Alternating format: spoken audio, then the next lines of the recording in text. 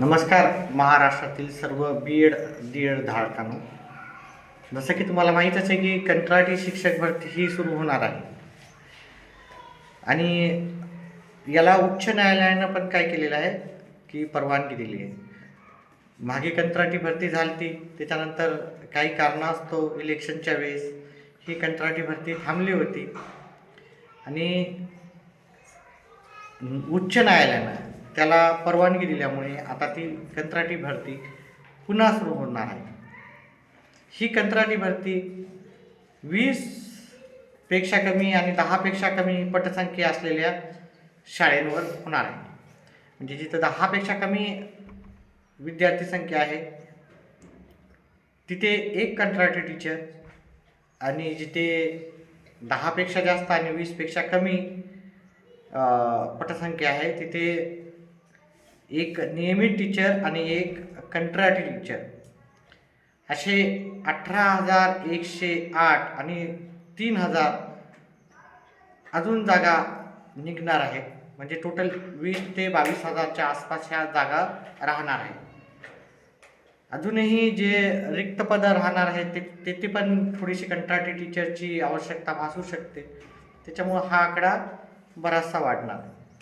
याच्यासाठी तुम्हाला फक्त याची पात्रता राहणार आहे. तुम्हाला अप्लाय करण्यासाठी डी.एड कंप्लीट पाहिजे किंवा बी.एड कंप्लीट पाहिजे. डी.एड असलं तर अतिउत्तम, कारण तुम्ही पहिली 1 ते 5 ह्या वर्गाला शिकू शकता. बी.एडवाले फक्त बी.एड झालेले जे धारक आहेत ते 1 ते 5मध्ये अप्लाय नाही करू शकत, ते 5 ते 8मध्ये. ही जे जास्तीत जास्त जी वॅकन्सी राहणार आहे म्हणू शकतो आपण, ती डी.एडसाठीच राहणार आहे. त्याच्यामुळे डी.एड ज्यांचं झालेलं आहे, ज्यांचा जो डी.एड ही डिग्री आहे, ते त्यांना हे संधी उपलब्ध झालेली आहे. आणि त्याच्यासाठी एखाद्याचा टी.ई.टी पास झाला असो की नसो, किंवा टी.ई.टी पास नाही झालं तरी चालते, पण इथे जी तुम्हाला जास्तीत जास्त जे भरून घेणार आहेत ते स्थानिक पातळीवर जे पण शिक्षक असतील त्यांना जास्तीत जास्त प्राधान्य देण्यात येणार आहे. म्हणजे जे स्थानिक शिक्षक लोक आहेत त्यांचा इथं प्रेफरन्स राहणार आहे. समजा तुम्ही तुमच्या गावातून एक मात्र डी.एड पास झालेले टीचर असाल तर तुम्हाला याच्यामध्ये तुमचा इथे जास्त विचार करण्यात येणार आहे. म्हणजे तुम्हाला नक्कीच 100% तिथं लागणार आहे. पण तुमच्या गावामध्ये एकपेक्षा जास्त जर असतील डी.एड धारक, तर डी.एड ही पात्रता असलेली, तर सगळ्यात जास्त पर्सेंटेज ज्याला आहे त्याचा तिथं तुम्हाला त्याला प्राधान्य देण्यात येणार. त्याच्यानंतर पण जर विचार केला की दोन्ही पण आहे, डी.एड धारक पण आहेत, सेम पर्सेंटेज आहे, सेम मार्क आहे, तर मग तुमच्या वयाचा विचार करून तुम्हाला ती संधी देण्यात येणार. म्हणजे जेवढं सिनियर आहे तेवढं तुम्हाला ती संधी देणार आहे. इथे काही वयाची अट मागच्या वेळेस तरी नव्हती.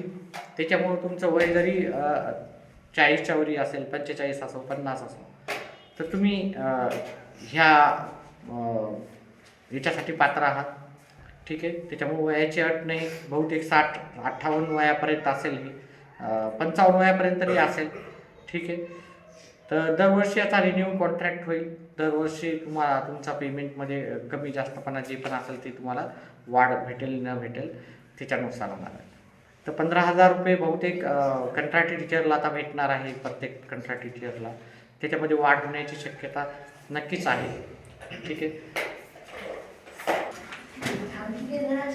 आता ही कंत्राटी भरती, आता बऱ्याचशा जणांचा प्रश्न आहे की फॉर्म कधी निघणार आहे, फॉर्म कधी सुटणार आहे, किंवा जाहिरात कधी येणार आहे.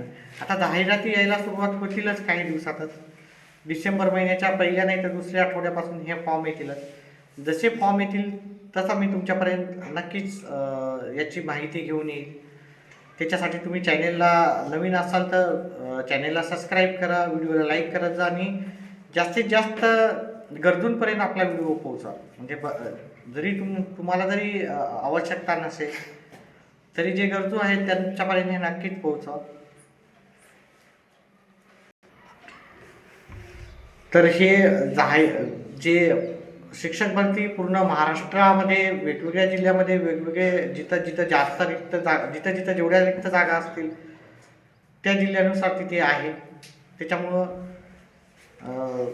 सध्या तरी आपण एवढंच पाहू. जशी नवीन अपडेट्स येईल तसाच मी तुमच्यापर्यंत येईल. व्हिडिओ पाहिल्याबद्दल धन्यवाद.